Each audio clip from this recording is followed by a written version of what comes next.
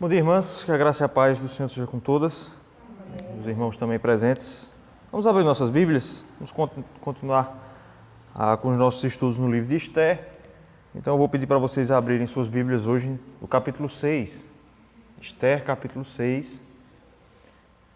Nós vamos hoje considerar todo esse capítulo desse livro que nós temos estudado. Aí ele é composto de 10 capítulos e nós já estamos aí na segunda metade. Vamos começar a segunda metade do livro, considerando o capítulo 6. Então nós vamos ler Esther, capítulo 6, do versículo 1 até o versículo 14. Todo o capítulo, né? Esther, capítulo 6, dos versículos 1 até o versículo 14. Vamos ler de maneira alternada. Eu lerei os versículos ímpares e vocês leem os versículos pares. Todo mundo encontrou? Amém? Vamos lá? Naquela noite, o rei não pôde dormir. Então, mandou trazer o livro dos feitos memoráveis e nele se leu diante do rei. Vocês?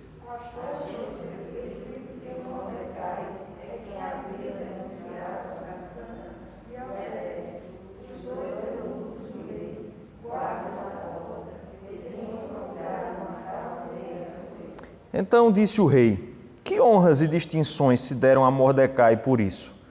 Nada lhe foi conferido, responderam os servos do rei que o serviam.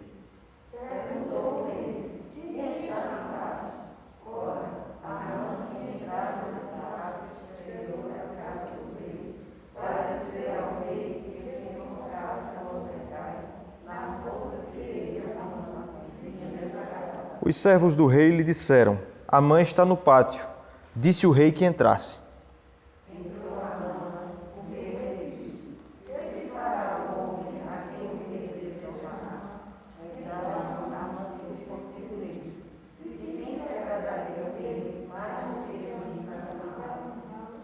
E respondeu ao rei: quanto ao homem a quem agrada ao rei honrá-lo,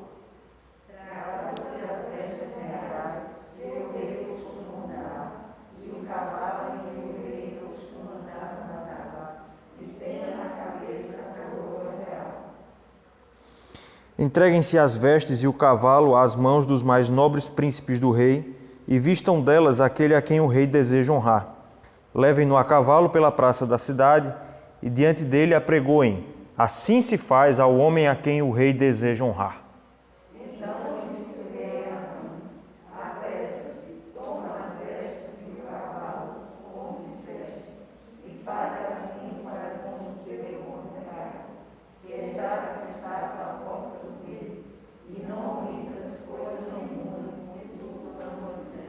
Amã tomou as vestes e o cavalo, vestiu a Mordecai e o levou a cavalo pela praça da cidade, e apregoou diante dele: assim se faz ao homem a quem o rei deseja honrar.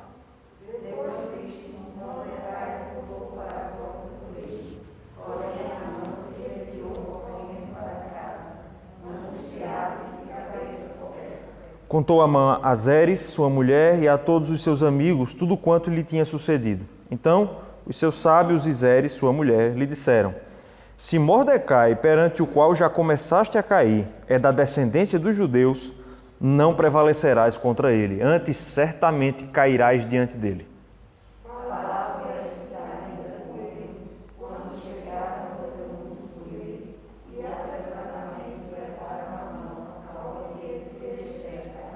Amém. Até aqui. Vamos orar? Vamos falar com o Senhor Deus? Pedir a Ele que nos dê clareza de entendimento para entendermos, para compreendermos a Sua palavra e principalmente entusiasmo para olharmos para a palavra do Senhor nessa manhã. Vou convidar a nossa irmã Gislene, que possa estar intercedendo a Deus pela lição dessa manhã.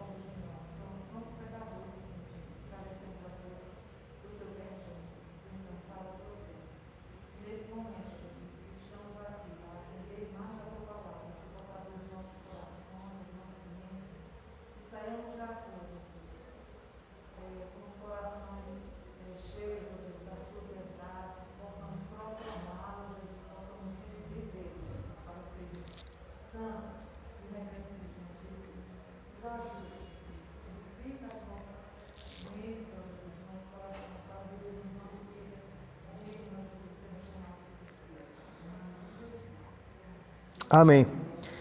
Irmãos, nós já olhamos para uma parte considerável do livro de Esther, nós já vimos uma grande parte da história. Nós já vimos que Esther era uma mulher judia, que por causa de um decreto injusto de Assuero foi tornada rainha. Nós vimos que ela passou vários anos escondendo a sua nacionalidade. Ela escondeu durante mais ou menos 6 anos, no mínimo, o fato de que ela era judia. Ela estava vivendo no palácio, mas escondendo esse fato, escondendo a sua fé, até que aparece um homem chamado Amã, né? Ele é tornado ali o primeiro homem do governo, abaixo apenas do rei, do imperador de Assuero. E por causa de uma desavença entre Amã e Mordecai, um decreto de extermínio dos judeus, do povo de Deus, foi promulgado, né? Assuero determinou que dali a 11 meses se matassem, todos estariam autorizados a matar e a expoliar os bens dos judeus. É nesse momento que, no capítulo 4, Esther é desafiada pelo seu tio, né, pelo seu primo, Mordecai, que era também seu pai de criação, na qualidade de rainha, a interceder pelo seu povo, fazer cessar aquele silêncio que ela havia mantido até agora, escondendo a sua fé, e então interceder pelo povo judeu. Durante essa semana, irmãs, eu li algo, eu comprei alguns comentários para ir fazendo os estudos, e um dos comentários que eu não tinha lido ainda, eu li algo que me chamou a atenção e que eu não havia mencionado, e vou mencionar aqui a título de informação. Mas um dos autores que eu li, ele traz um fato interessante que mostra como Esther realmente mas ao esconder a sua fé no palácio, ao passar ali 6 anos, sem revelar o fato de que ela era uma mulher judia, que era uma mulher do povo de Deus, ela necessariamente teve que quebrar a lei de Deus. Por quê? Porque a lei do Senhor, a lei do Antigo Testamento, continha alguns artigos que não tinha como você esconder. Por exemplo, os judeus, nós sabemos, eles eram obrigados a guardar o 7º dia. Eles eram obrigados a guardar o sábado. Eles eram também obrigados a ter uma dieta especial. Nós sabemos que no Antigo Testamento, Deus havia ordenado que seu povo não consumisse algumas carnes, né? Carne de porco, tem alguns animais que eram impuros. Nós podemos dizer com certeza que Esther não observou essas leis durante os anos em que ela esteve no palácio. Porque se ela tivesse observado, as pessoas perceberiam rapidamente que aquela era uma mulher judia. Se ela guardasse o 7º dia lá e observasse as leis dietéticas, as leis que traziam dietas do povo de Israel, ela seria rapidamente percebida. O fato de que ela consegue passar 6 anos no palácio e sem ser notada, nos faz concluir que ela abandonou a lei de Deus, que ela deixou de viver como um judeu deveria viver nessa época, para viver como um pagão. Só essa nota de rodapé para a gente ter mais essa informação. O fato é que no capítulo 4 ela é convocada, ela é desafiada por Mordecai a quebrar esse silêncio e a interceder junto a Assuero pelo seu povo, pelo povo judeu. E nós vimos na semana passada que ela começa a fazer isso no capítulo 5. Né? O capítulo 5 foi o que nós consideramos na semana passada. Ela a colocar em prática o seu plano de interceder a Assuero pelo povo judeu. Na semana passada, nós vimos o capítulo 5 e nós vimos que o texto do capítulo 5, a princípio, pode até nos passar a impressão de que Esther estava relutante, de que ela estava hesitante em levar a cargo o seu plano.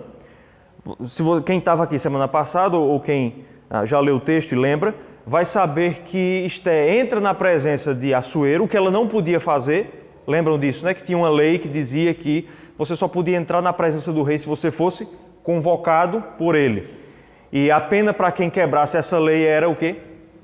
A morte. A não ser que o rei fizesse o quê? Sim.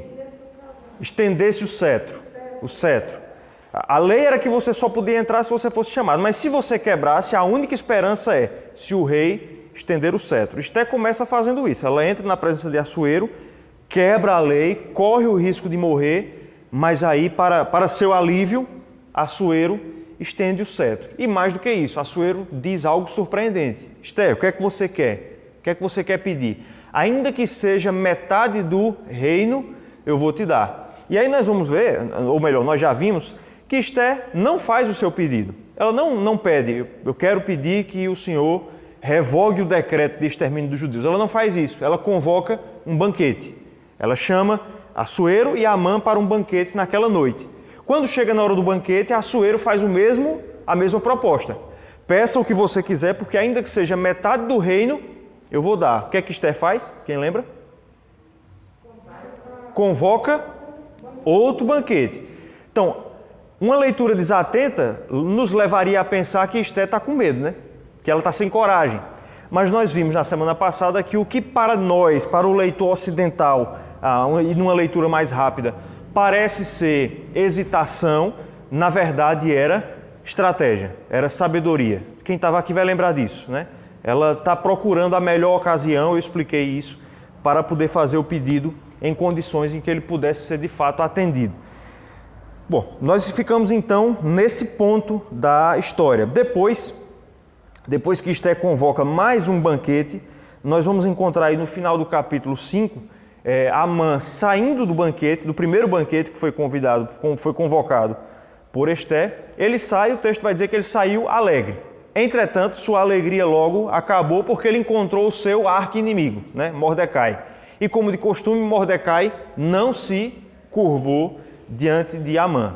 O texto vai dizer que Amã se enfureceu, mas se conteve e foi para casa. Em casa, ele foi aconselhado por sua esposa e por seus amigos, por seus conselheiros, a fazer o quê? Quem lembra? Pode falar, pode dizer. Fazer uma forca, né? Isso, a resolver logo o problema. Mandar fazer uma forca de 25 metros de altura, 50 côvados, para que Mordecai já no outro dia fosse morto nessa forca, certo? É nesse ponto da história que nós ficamos. Para quem talvez está pegando a história no meio, eu vou fazer a seguinte sugestão. Lá no canal da igreja no YouTube tem 3 vídeos sobre Esther. Tem um vídeo sobre um resumo dos capítulos 1 a 4 que eu dei na Departamental da SAF, quarta-feira, acho que fez 8 dias, não foi, Regina? Acho que foi quarta-feira, agora fez 8 dias. Tem um estudo sobre Esther, capítulo 4 inteiro, que eu dei aqui na igreja numa quinta-feira à noite. E tem o estudo da semana passada, Esther, capítulo 5, está lá no YouTube. Tem uma playlist, você pode ir lá na aba playlist, tem lá, estudos em Esther, tem esses 3 vídeos. Então você pode ouvir esses 3 áudios lá para se ambientar na história. Hoje nós vamos considerar o capítulo 6. E o capítulo 6 se passa simultaneamente ao capítulo 5. Veja aí, versículo 1, comecinho. Veja que o autor começa dizendo, naquela noite. Então, os eventos que nós vamos ler, a respeito dos quais nós vamos tomar conhecimento nessa manhã, são simultâneos, pelo menos a segunda parte do capítulo 5, que é a madrugada entre o primeiro banquete que Esther convocou, aquele banquete onde estavam Amã, Assuero e Esther, e o segundo banquete que ela convidou para o próximo dia, onde ela faria finalmente o seu pedido de libertação, de livramento, na verdade, dos judeus. Os fatos que nós vamos ler aqui se passam basicamente na madrugada entre esses 2 eventos, tá certo?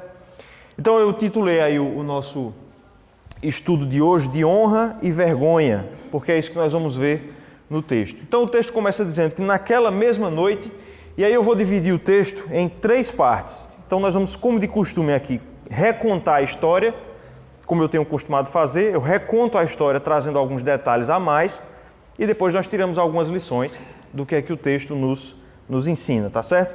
O texto pode ser dividido em 3 partes. Em primeiro lugar, nós vamos ver os versículos de 1 a 3, nós vamos ver uma série de fatos que são aparentemente inexplicáveis. Vocês vão perceber isso, versículos de 1 a 3. Depois, nos versículos 4 a 11, nós vamos encontrar uma peripécia. E eu vou explicar mais na frente o que é uma peripécia. Não pense aí, aquele menino ali é muito bagunceiro, ele faz muitas peripécias, né? Não é isso, não é disso que está falando. Mas nós vamos encontrar uma peripécia aqui nos versos 4 a 11. E por fim, versículos 12 a 14, nós vamos encontrar um anúncio da queda de Amã. Mas primeiro, pensando aí nos fatos inexplicáveis nos versículos de 1 a 3. Nós vamos ver aqui que há uma série de fatos nesses 3 primeiros versículos que são inexplicáveis, mas perceba que eu coloquei ali inexplicáveis entre aspas, porque são inexplicáveis de uma ótica humana, de uma ótica natural. Entretanto, nós que cremos que a soberania de Deus, que a providência de Deus conduz todas as coisas, nós conseguimos explicar esses fatos pela providência de Deus. Mas vocês vão ver que acontece uma série de fatos aqui que são, no mínimo, estranhos, mas que nos apontam para o fato de que Deus estava conduzindo os fatos para o fim que ele queria. Veja, naquela noite, versículo 1, o rei não pôde dormir. Depois do banquete, todo mundo foi para casa, Amã já tinha ido para casa, Esté devia ter ido para o seu aposento e Assuero também foi para o aposento real. Mas o texto diz que ele não conseguiu dormir. Vejam, o tema de reis não conseguindo dormir no Antigo Testamento é bastante comum. Nós temos pelo menos 4 reis no Antigo Testamento que sofreram de insônia. O primeiro deles foi Faraó, lá em Gênesis. Lembram disso? Ele não pôde dormir, por quê? Porque ele teve um sonho que ele não podia entender. Quem foi que resolveu esse problema para ele? José. José era intérprete de sonhos. O segundo rei que não pôde dormir foi Nabucodonosor. Pela mesma razão, teve um sonho que não pôde interpretar. Quem resolveu esse problema? Daniel. Também era intérprete de sonhos. O terceiro rei que não conseguiu dormir, quem consegue lembrar? Foi Dario. Ele não pôde dormir porque Daniel estava na cova dos leões. Vocês lembram disso? Dario se viu pego pela própria armadilha que criou, seus sátrapas haviam aconselhado algo a ele para que Daniel fosse punido. Ele se vê obrigado a cumprir a lei era, ninguém pode fazer orações a não ser ao imperador. Ele teve entre aspas, mas ele mandou Daniel para a cova dos leões, mas como ele amava Daniel, como ele gostava de Daniel, ele não pôde dormir. Vejam, esses 3 reis tiveram insônia, não conseguiram dormir, mas os textos nos dizem por que eles não conseguiram dormir. Os 2 primeiros, porque tiveram um sonho que não entendiam. E Dario, porque seu amigo jazia praticamente numa cova cheia de leões. Mas veja que no caso de Assuero, que é o 4º caso, ele não pôde dormir, mas o texto não dá nenhuma explicação. Perceberam isso? Texto...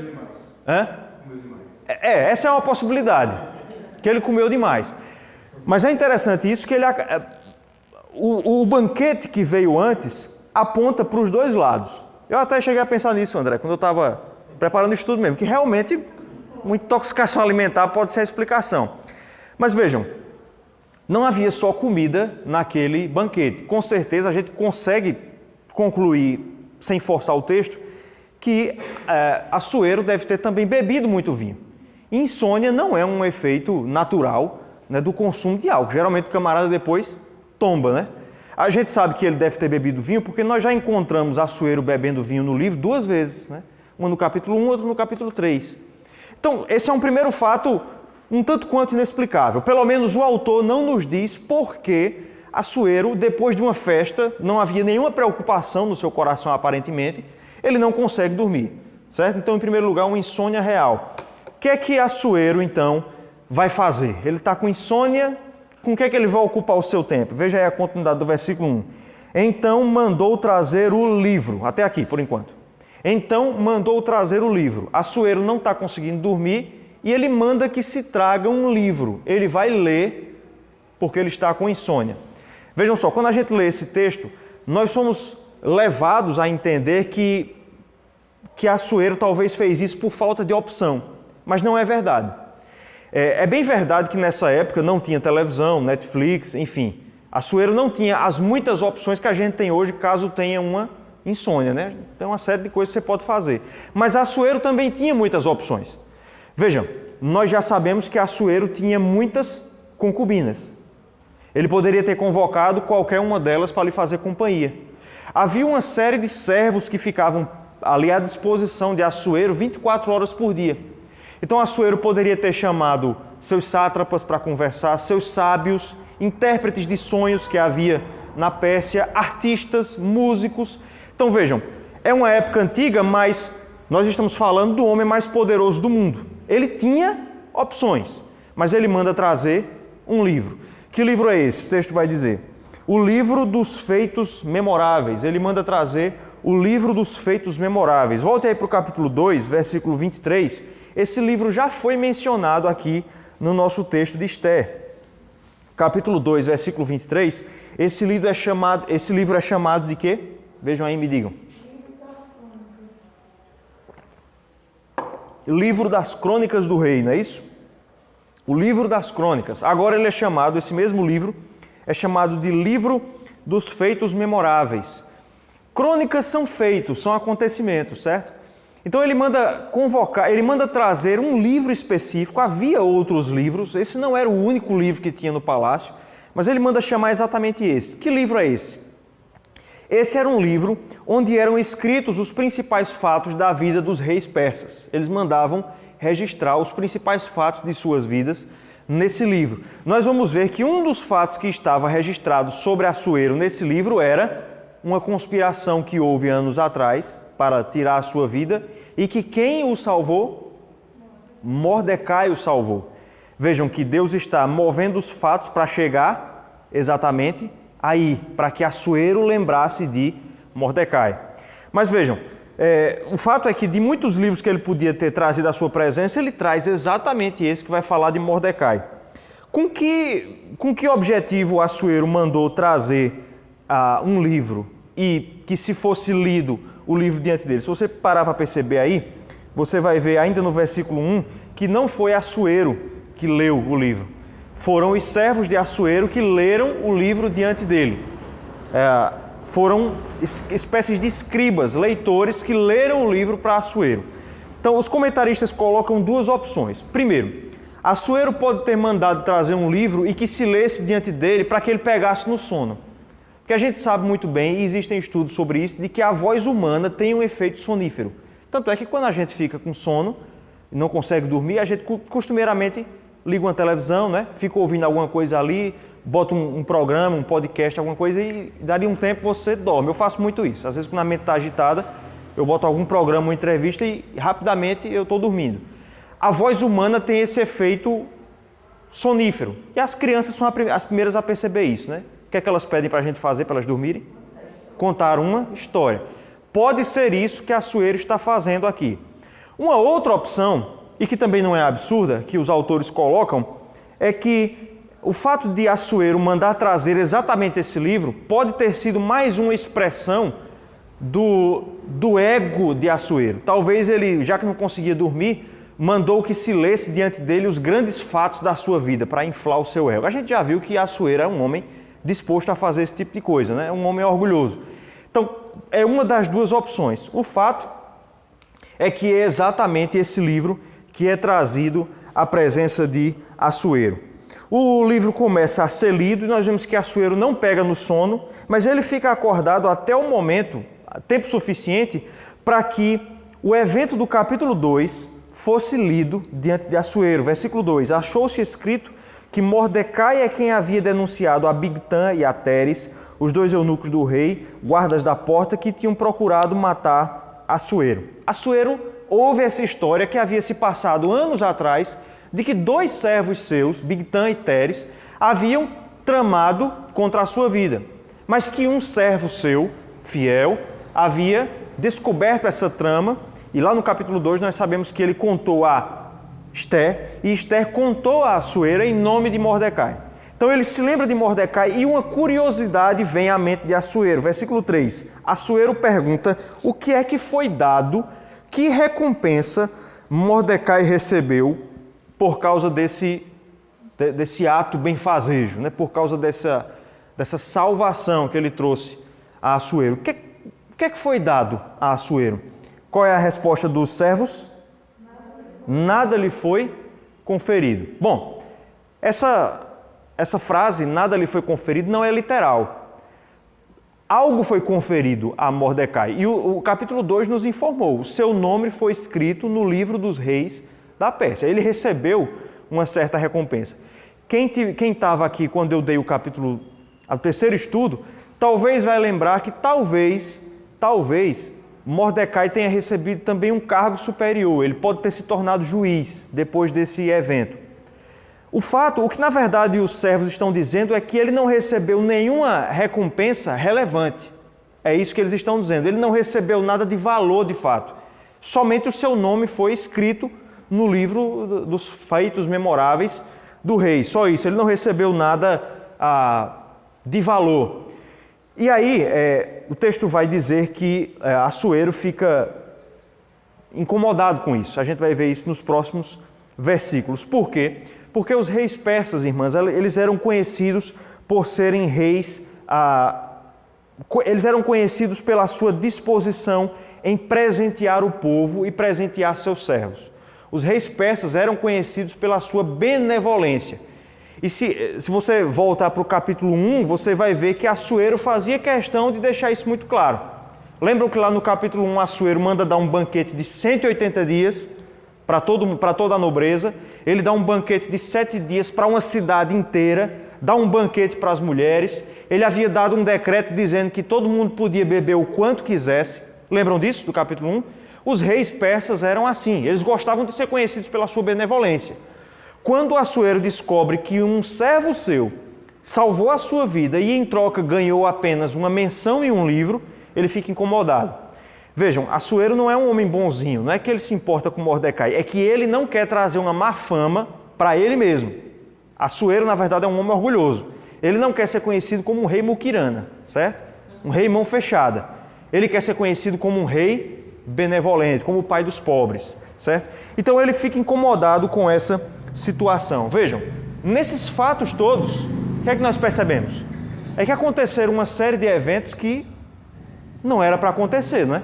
Ele teve uma insônia inexplicável, poderia fazer várias coisas, manda trazer um livro. De todos os livros que ele poderia trazer, é o livro em que Mordecai é mencionado que é trazido, e quando ele lê, ele fica incomodado porque não recompensou Mordecai. Vejam, nesses 4 fatos aqui que eu citei, a gente percebe uma série de acontecimentos que não são lógicos, não são naturais. Por isso que eu coloco aí que eles são inexplicáveis. Mas são inexplicáveis, como eu disse no começo, para o mundo natural. Para nós que conhecemos a história e conhecemos o nosso Deus, nós sabemos que Deus está agindo aqui, literalmente, na calada da noite, para salvar a vida de Mordecai. Lembrem-se, o capítulo 5 termina com uma forca armada para ele. Ele iria morrer naquela manhã. Durante a madrugada, Deus faz com que Assuero se lembre de Mordecai. Vocês perceberam que Deus não é citado aqui, né? Perceberam isso? Aliás, quantas vezes Deus é citado no livro de Esther? Nenhuma. Deus não é citado hora nenhuma. O autor não diz que Deus fez nada. Nenhum versículo você vai perceber, você vai encontrar o autor dizendo Deus fez isso, Deus falou aquilo. Em momento nenhum. Mas ele age aqui por trás das cortinas nesses fatos, tá certo? Então essa é a primeira parte do texto, alguns fatos aparentemente inexplicáveis. Agora, nós vamos encontrar a partir dos versículos, a partir do versículo 4 até o versículo 11, uma peripécia. E aí eu fiquei de explicar o que é isso. Peripécia é um recurso literário que consiste em colocar uma grande reviravolta no roteiro. É quando o roteiro de uma história está indo para um lado e do nada ele volta para o outro lado. É isso que nós vamos perceber aqui no texto. E na leitura a gente já conseguiu perceber, né? Mordecai achava que iria enforcar, ou melhor, desculpa, Amã achava que iria enforcar Mordecai e termina conduzindo ele em cima de um cavalo, honrando Mordecai. Isso é peripécia. É quando a história está indo para um lado e se converte no outro sentido. Então vamos ver aí a partir do versículo 4. Vejam aí, versículos 4 e 5. Perguntou o rei, quem está no pátio? Ora, Amã tinha entrado no pátio exterior da casa do rei para dizer ao rei que se enforcasse a Mordecai na forca que ele, Amã, lhe tinha preparado. Os servos do rei lhe disseram, Amã está no pátio. Disse o rei que entrasse. Aqui, a história do capítulo 5 e do capítulo 6 agora se encontram. Lembram que no capítulo 5, Amã tinha terminado o capítulo furioso com Mordecai e queria planejar a sua morte. A gente depreende aqui que entre uma coisa e outra, ele deve ter mandado fazer a forca. A forca ficava na frente da casa de Amã, a gente vai encontrar essa informação mais na frente, no capítulo 7. Ele manda fazer aquela forca e, terminada a forca, o dia está amanhecendo. Amã também não deve ter dormido nessa noite. A gente já consegue perceber isso. Amã sai da sua casa e vai até a presença de Assuero. Qual é o intento de Amã? Amã quer entrar na presença de Assuero para pedir o enforcamento de Mordecai. Já Assuero, como nós já vimos, também não dormiu naquela noite. Um não sabe que o outro não conseguiu dormir. Amã não conseguiu dormir por causa da ofensa de Mordecai. Assuero também não conseguiu dormir por causa de Mordecai, mas pelo motivo contrário, porque ele quer honrar Mordecai. Um quer enforcá-lo, o outro quer honrá-lo. E eles vão se encontrar, e um não sabe do que o outro está pensando, certo? Então ele se coloca, Amã se coloca na frente ali do palácio, na frente da câmara, onde Assuero ficava. Nós já percebemos, nós já vimos, na verdade, que Assuero não permitia que se entrasse na sua presença pela própria vontade, não é assim? Você tinha que ser chamado. Então as pessoas ficavam, digamos que aqui fosse o palácio de Assuero, as pessoas ficavam da porta para lá, a porta fechada, esperando que Assuero chamasse para ter uma audiência com a pessoa. Amã chega logo cedo no palácio e se coloca ali na frente da porta da câmara de Assuero. Ele não entra. Ele não faz o que Esté fez no capítulo 5. Esté entrou e tentou contar com a benesse de Assuero. Amã não faz isso. Ele se coloca. Mas vejam aí, acho que é o versículo 5. O próprio Assuero manda que Amã entrasse na sua presença. Então é logo cedo da manhã aqui, Amã está esperando para entrar na presença de Assuero. Chega um servo de Assuero para Amã e diz: olha, Amã, o rei quer que você entre. Veja, a gente não pode perder de vista aqui a cena. O dia está começando. Provavelmente outras pessoas também queriam se encontrar com Amã. A gente sabe que Amã é um homem orgulhoso. De repente, Amã recebe a notícia de que a primeira pessoa que o rei quer ver é ele. Como é que vocês acham que Amã deve ter reagido? Ele já se sentia grande. Não é? Se sentiu a última bolacha do pacote, né? Deve ter sido essa a cena, muito embora o autor não descreva para a gente aqui. Tem um monte de gente esperando ali, Amã será o primeiro. Ele deve ter olhado assim, ó, vou entrar. Vejam, a história vai caminhando para preparar o que vai acontecer. Então ele é o primeiro a entrar na presença de Assuero. Verso 6. Agora eles vão conversar, só que eles estão pensando em coisas diferentes. A história chega até a ser engraçada, se a gente parar para pensar por esse lado. Verso 6. Entrou Amã. Entrou na presença de Assuero.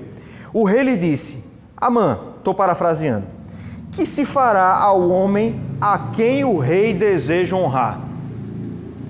Amã, eu tenho uma pergunta para lhe fazer.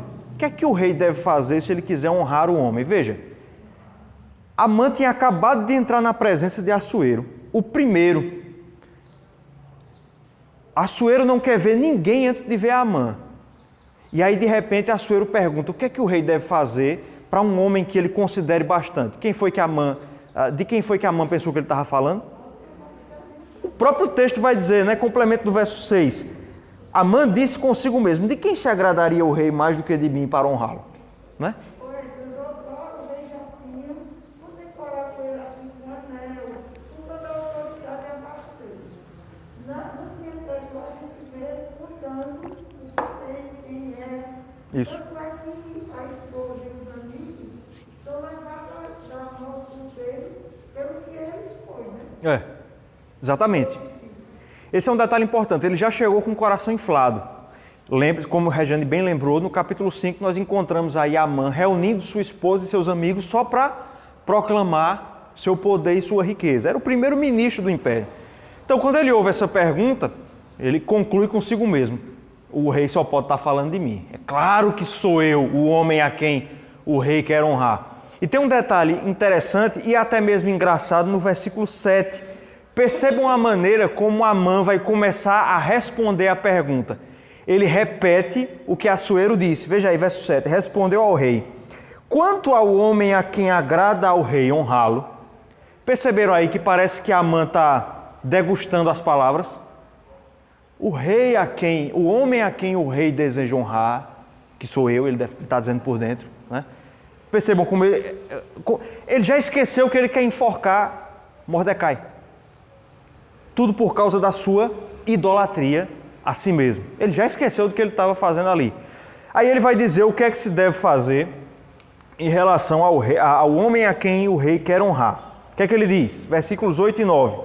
Tragam-se as vestes reais que o rei costuma usar, e o cavalo em que o rei costuma andar montado, e tenha na cabeça a coroa real. Entreguem-se as vestes e o cavalo às mãos dos mais nobres príncipes do rei, e vistam delas aquele a quem o rei deseja honrar. Levem-no a cavalo pela praça da cidade, e diante dele apregoem: assim se faz ao homem a quem o rei deseja honrar.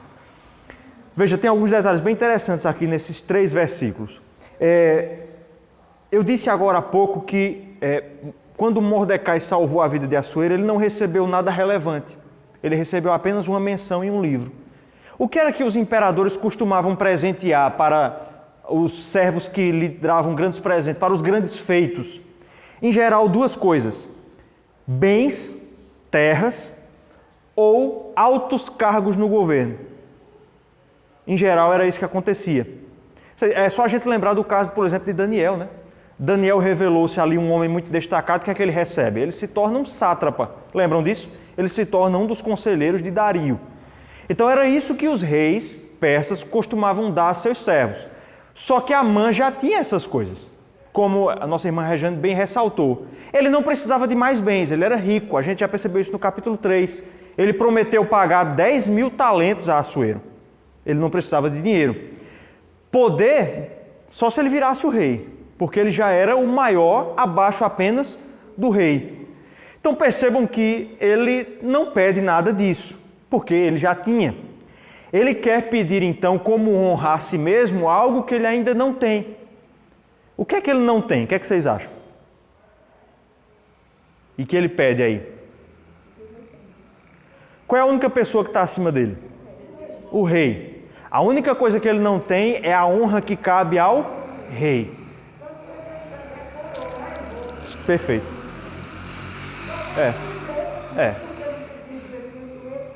Ele pede o cavalo do rei, as vestes do rei, a coroa do rei. E a reverência da população. Isso. Perfeito. Ele quer dividir esse grande pedido em 2 partes, e ele quer ser tratado como o rei é tratado, porque era a única coisa que ele não tinha.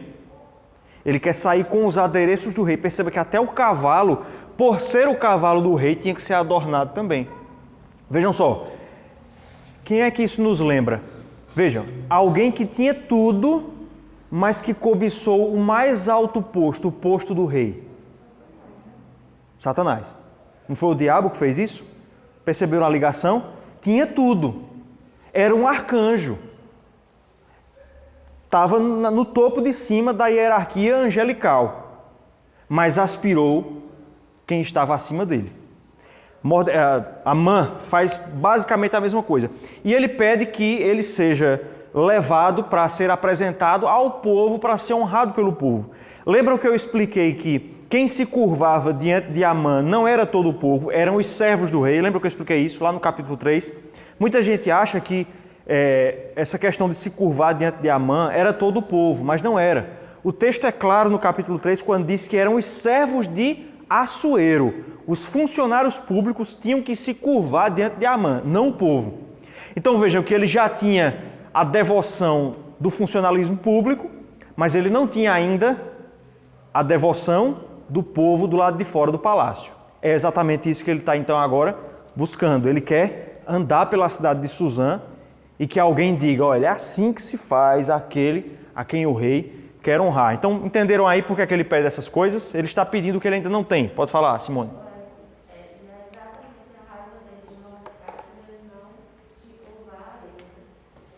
Exatamente.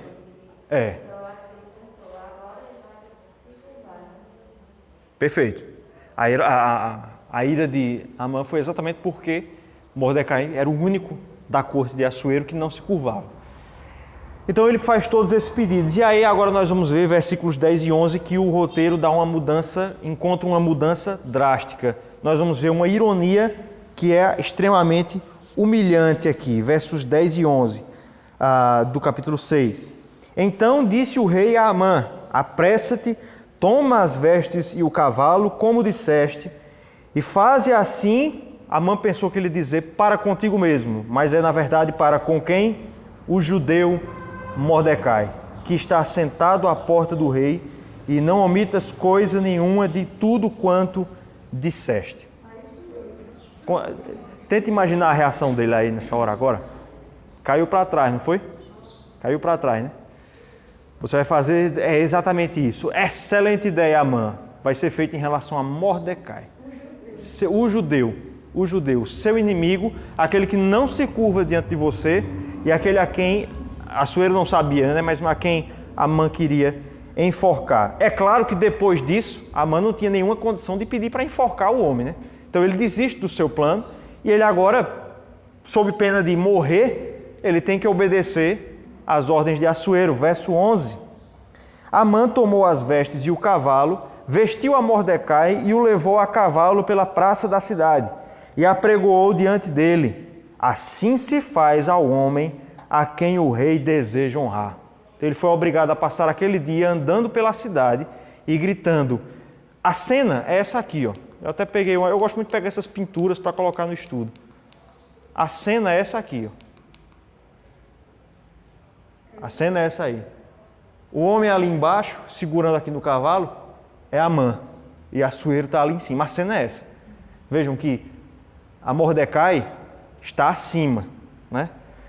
E enquanto que Amã está abaixo, está a pé. Ele teve que passar o dia inteiro desse jeito, com o seu inimigo e dizendo: é assim que se deve fazer a quem o rei deseja honrar. Uma mudança brusca, né, no roteiro, né? Ele esperava ser honrado pelo rei, mas acabou sendo, na verdade, obrigado a honrar a Mordecai. E aí, por último, nós vamos ver aí que depois desse fato, nós vamos encontrar uma queda que é anunciada. Depois daquele dia terrível, um dia para esquecer para Amã, o texto vai dizer que ele, ao fim daquilo ali, Mordecai foi para casa, versículo 12, Mordecai voltou, na verdade, para a porta do rei. Já Amã voltou, se retirou correndo para casa, angustiado e de cabeça coberta. Antes de chegar nessa parte, tinha algo que eu ia dizer, mas acabei esquecendo. Amã foi obrigado a passar o dia inteiro dizendo isso, né? Assim se faz ao homem a quem o rei quer honrar. O ânimo dele para dizer isso deve ter sido o mesmo de Jonas em Nínive, né? Deve ter sido o mesmo. Foi obrigado a fazer isso e nós sabemos que Jonas não pregou assim alegremente, né? A sua mensagem era 40 dias, daqui 40 dias. Deve ter sido a mesma atitude de espírito de Amã para proclamar essas palavras um dia inteiro, né? Por último, nós vamos encontrar uma queda anunciada. Depois disso, Mordecai volta para a porta do rei e Amã volta para casa. Veja como é que ele volta aí. Versículo 12. Porém, Amã se retirou correndo para casa, angustiado e de cabeça coberta. Terminado o dia, terminada a sua obrigação, o que é que ele quer fazer? Correr para casa rapidamente e ele cobre a sua cabeça. Por que é que ele faz isso? Isso. Ele faz isso como uma representação de que ele havia sido humilhado naquele dia. Ele, como servo mais alto de Assuero, havia sido obrigado a honrar seu arqui-inimigo. Detalhe, as pessoas sabiam que Mordecai não se ajoelhava diante de Amã. Consegue perceber? As pessoas na rua passam aquela cena e dizem: olha, Amã está honrando Mordecai. Mordecai que afrontou Amã. Será que eu estou acordado mesmo? É um sonho isso que eu estou vendo. Vejam, foi por isso que ele teve que passar o dia inteiro. As pessoas sabiam da desavença que havia entre eles. Depois disso, então, como um sinal da sua humilhação, ele cobre a cabeça e corre para casa. Percebam, ao cobrir a cabeça, nós já encontramos aqui Deus invertendo as coisas. As coisas já estão começando a mudar. Por quê? Volto para o capítulo 4, versículo 1. Vejam aí quem é que está cobrindo a cabeça. No capítulo 4, versículo 1 de Esther.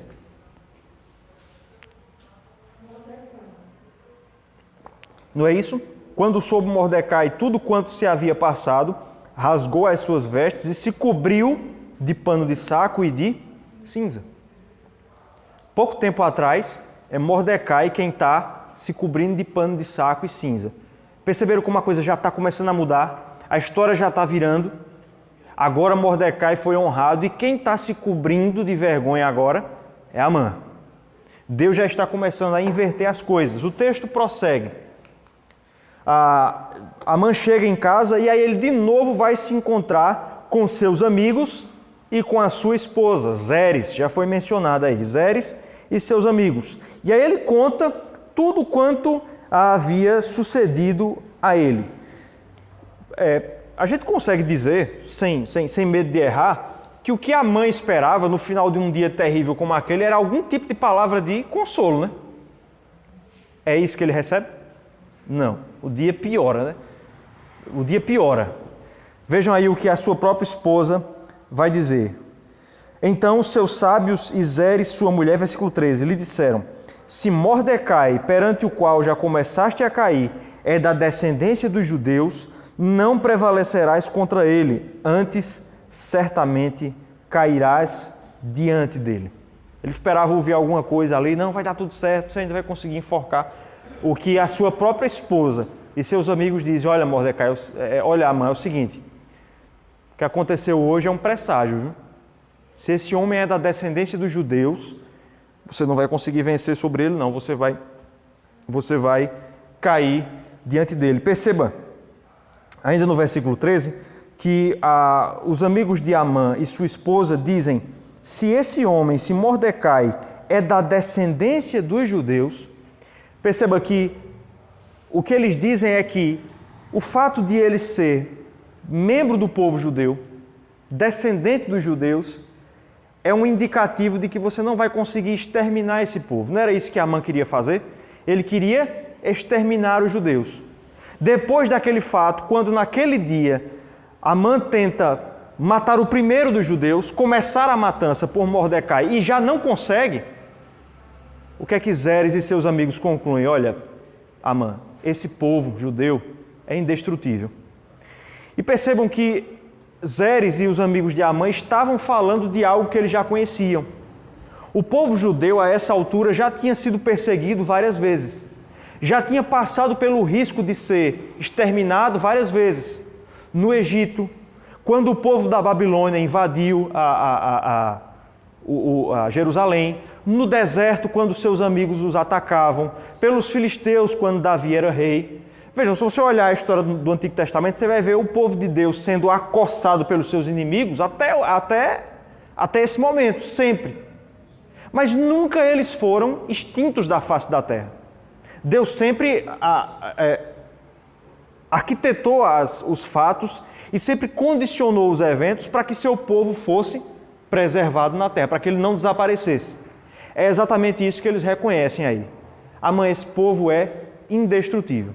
O povo de Deus, esse povo judeu, é um povo indestrutível. Se esse Mordecai é da descendência dos judeus, você não vai conseguir vencer sobre ele. E, meus irmãos, tratando de um ponto mais abrangente, tanto do livro quanto da história aqui, o que nós percebemos é que o plano de Amã de eliminar os judeus não poderia dar certo. Não tinha condições de dar certo.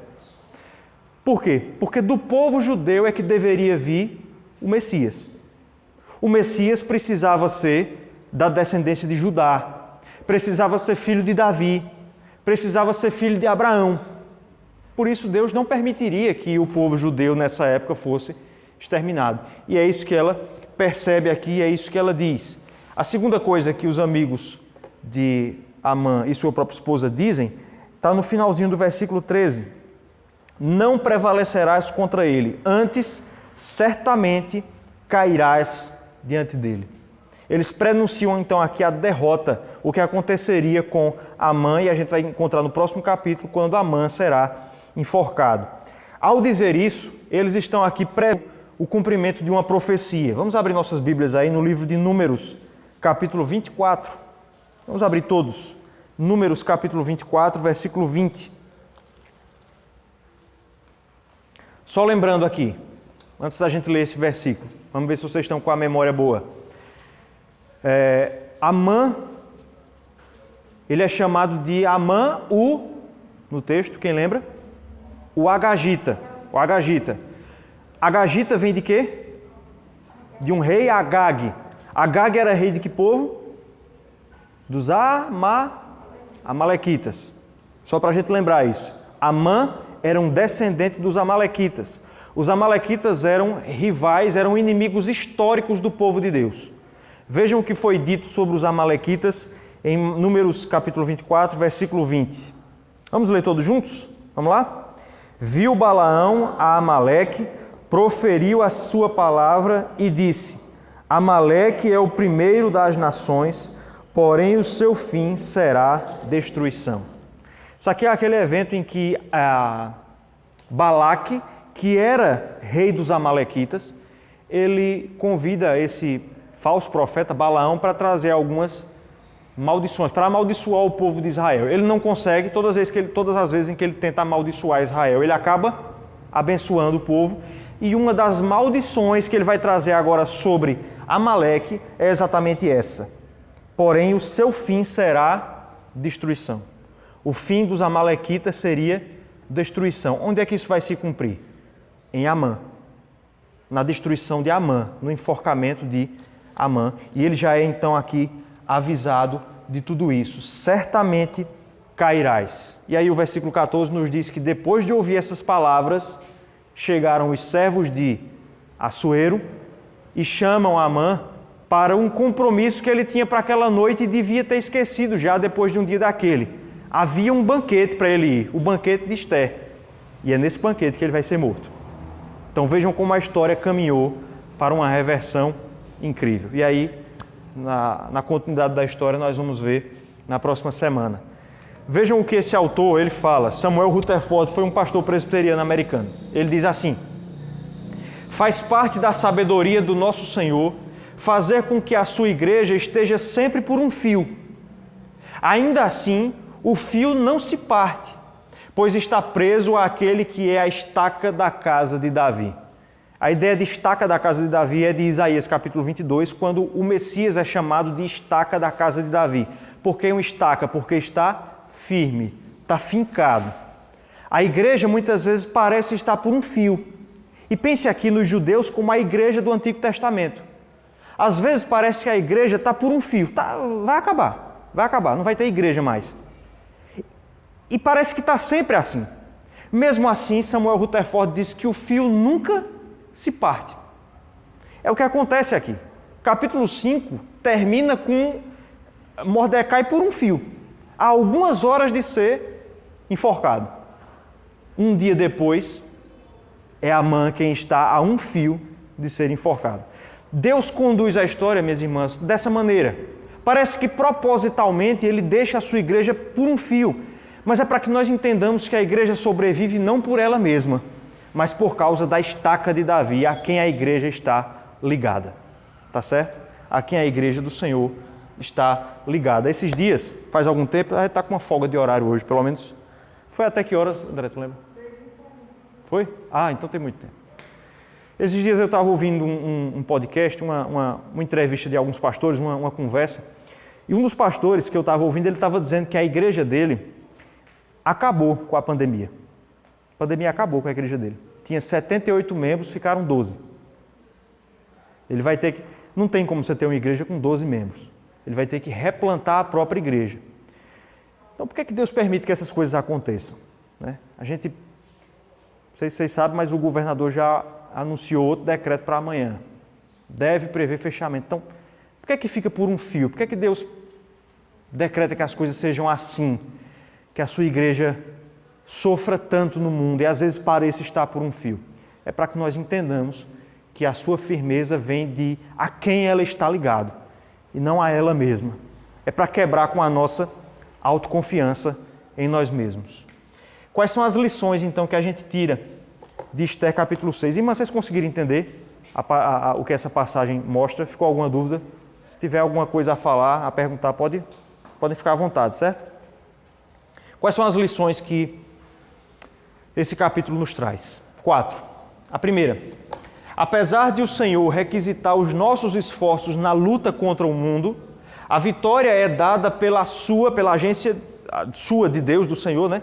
Pela sua agência misteriosa. Vejam, na semana passada nós vimos que Ester começou a trabalhar. Ela começou a marcar banquetes, ela começou a agir. E Deus quer que nós hajamos no mundo, Deus quer requisitar os nossos esforços na luta contra o império das trevas. Isso é verdade. Deus quer, minhas irmãs, que nós trabalhemos, que nós façamos algo. Entretanto, a vitória não é obtida através de nossos esforços, mas sim através da agência, do agir misterioso de Deus, muitas vezes inexplicável. Vejam, Esther começou a trabalhar no capítulo 4, mas percebam que a sorte dos judeus só começa a mudar no capítulo 6. Perceberam isso? Ela começou a trabalhar no capítulo 5, mas a sorte dos judeus só começa a mudar no capítulo 6. Pergunta, o que foi que Esther e Mordecai fizeram no capítulo 6? Nada. Na verdade, eles estavam dormindo enquanto esses eventos aconteciam aqui. Isso aqui se passa na madrugada. Perceberam o que é que o autor quer nos mostrar? É que sim, nós devemos trabalhar para combater o mundo, para expandir o reino de Deus. Mas não é isso exatamente, muito embora Deus use nossos esforços, mas não é exatamente isso que irá conquistar a vitória do povo de Deus. Não somos nós que vamos redimir o mundo. Nós somos chamados para trabalhar nesse mundo em prol do reino de Deus, mas quem vai consertar esse mundo é o Senhor Deus. A gente lembra do Salmo 127, esqueci de colocar o versículo, mas vamos ver rapidinho aí esse Salmo. Salmo 127, é bem conhecido. Salmo 127.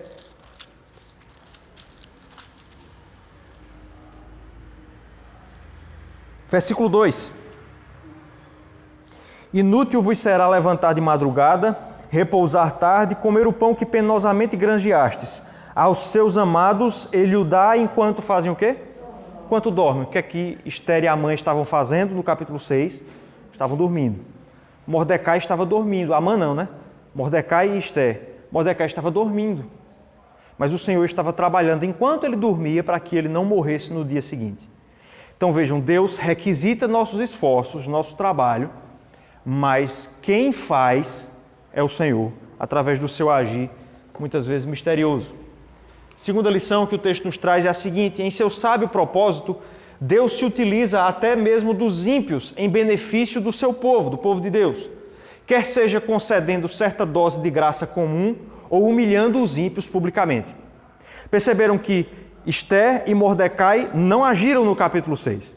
Quem foi que agiu no capítulo 6? 2 ímpios, Assuero e Amã. São os inimigos de Deus que são usados pelo próprio Deus no capítulo 6 em benefício do seu povo. Isso nos mostra que Deus não requisita apenas o serviço dos justos, mas também dos injustos.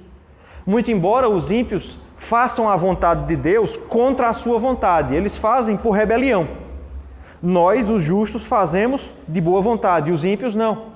Mas mesmo assim, Deus usa do que eles fazem em benefício do seu povo. Como é que Deus faz isso? De 2 formas, eu coloquei aí. Às vezes concedendo certa graça comum. Foi o que Deus fez com Assuero.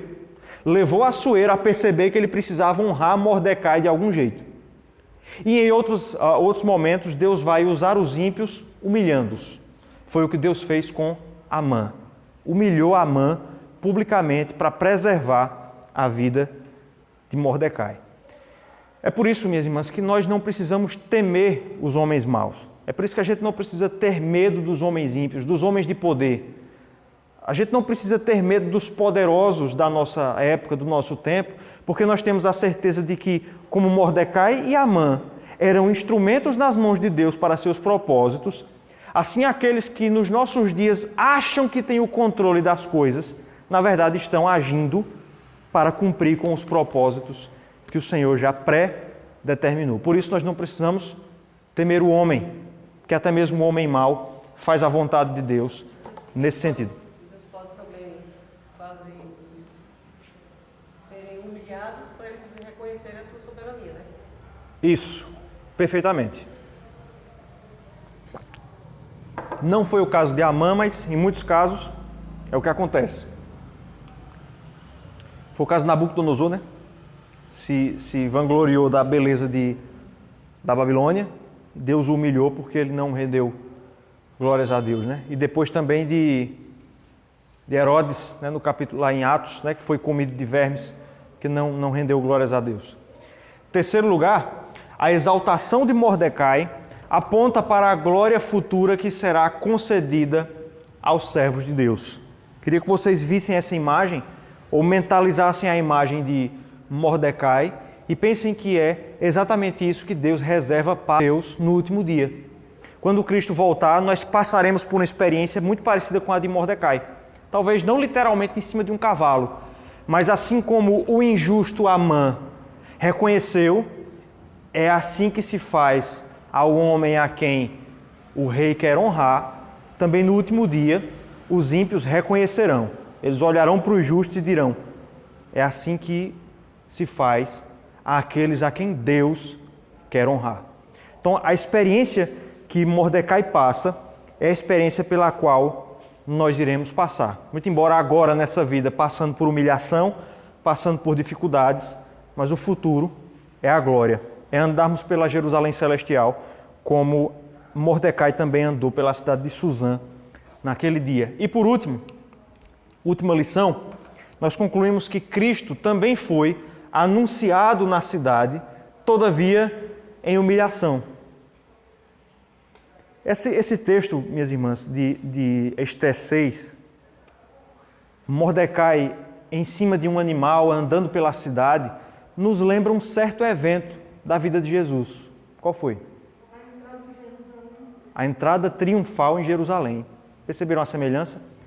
Mas veja que enquanto Mordecai andou pela cidade em exaltação, sob um cavalo alado, o cavalo real, Jesus tomou para si um jumentinho. Que era dele? Era emprestado. Era emprestado. Vocês devem conhecer, principalmente quem tiver filho pequeno, deve conhecer a franquia de Shrek. Não tem aquele desenho Shrek? Em um dos filmes, Shrek e os personagens ali, o gato de botas e o burro, eles conseguem ali um feitiço no qual eles se transformam no... O seu sonho, a sua forma com a qual eles sonham se torna realidade. Então o Shrek, que é um ogro, ele se torna um príncipe, né? Forte.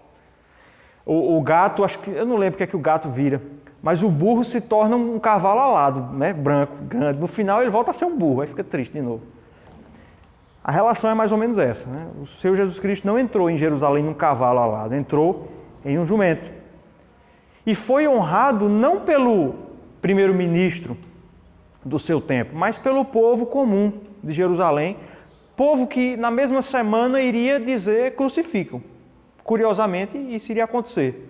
Então vejam, Jesus também foi anunciado na cidade, todavia não em exaltação, mas em humilhação, para agora se tornar o nosso cavaleiro vencedor, diante de quem todos hão de proclamar a sua glória. Abra aí a sua Bíblia em Apocalipse capítulo 6. Vale a pena olhar para esse texto e ver. E olhem para esse texto percebendo a semelhança com Ester capítulo 6. Especialmente Mordecai andando pela cidade. Aqui nós temos o primeiro dos 4 cavaleiros do Apocalipse e desde já eu devo dizer que este cavaleiro representa o Senhor Jesus Cristo. Então vejam como Cristo é descrito aqui. Apocalipse 6, versículos 1 e 2. Vi quando o Cordeiro abriu um dos 7 selos e ouvi um dos 4 seres viventes dizendo: vem, como se fosse voz de trovão, vem. Verso 2. Vi então, e eis um cavalo branco, e o seu cavaleiro com um arco. Foi-lhe dada uma coroa, e ele saiu vencendo e para vencer. Percebem aí a semelhança? Mordecai com Cristo. Assim como Mordecai naquele dia começou a experimentar a sua vitória sobre Amã, ao estar sobre um cavalo e seu inimigo lá embaixo lhe concedendo honra, Jesus Cristo é descrito como sendo aquele que monta um cavalo branco e sai vencendo e para vencer. Vejam, ele entrou em Jerusalém humilhado, sob um jumento, mas agora ele está exaltado. É claro que ele não está literalmente sobre um cavalo, mas a imagem que o autor quer que nós vejamos é que ele é vencedor. E a mesma coisa que foi dita em relação a Mordecai naquele dia, será dita em relação a Cristo no último dia. Quando Cristo voltar, não mais em sua humilhação, mas em sua glória, quando ele aparecer na terra em toda a sua glória, que é que a Bíblia diz que vai acontecer? Todos os joelhos vão se dobrar. Todas as línguas vão fazer o quê? Confessar que Cristo é o Senhor para a glória de Deus Pai. Quando Cristo voltar, meus irmãos, todos os ímpios vão olhar para Ele e vão dizer: é assim que se faz ao homem a quem Deus quer honrar. Veja, Mordecai era o homem a quem o rei queria honrar, mas Jesus Cristo é o homem, é o Deus homem a quem o Pai quer honrar. E é assim que Ele será glorificado no último dia. Por isso nós podemos ter a confiança de que é o Senhor Jesus Cristo que irá nos sustentar. Ainda que muitas vezes pareça que nós estejamos nas mãos dos ímpios, como Mordecai aparentemente estava nas mãos de Amã, mas é nas mãos de Cristo, na verdade, que nós estamos e é nele que nós confiamos. Amém? Semana que vem, tomara, nós olharemos para o capítulo 7, se Deus assim permitir. Nós estejamos, minhas irmãs, colocando essas lições no nosso coração e aplicando para as nossas vidas aquilo que o Senhor tem para nós. Vamos fazer uma oração? Vamos encerrar hoje com uma oração? Curva sua cabeça. Vamos falar com Deus. Deus, nós te agradecemos pela Tua palavra, ó Deus. Apesar das limitações deste que a transmite, mas nós te agradecemos por ela. Nós te agradecemos, ó Deus, porque nós cremos que não estamos sozinhos nesse mundo. Nós não estamos, ó Deus, trabalhando nesse mundo desassessorados do Senhor, mas temos a certeza de que o Senhor também, muitas vezes não nos permitindo perceber, mas o Senhor trabalha em favor do seu povo. Ajuda-nos, ó Deus, a aguardarmos pela libertação do Senhor, pelo dia, ó Deus, em que os ímpios serão publicamente envergonhados e nós seremos honrados. E ajuda-nos, ó Deus, acima de tudo, a aguardarmos pelo dia em que o nosso Senhor vencedor, será proclamado por todos como aquele a quem Deus o Pai quer honrar. Essa é a nossa oração, em nome de Cristo Jesus. Amém. Amém, irmãos. Deus abençoe.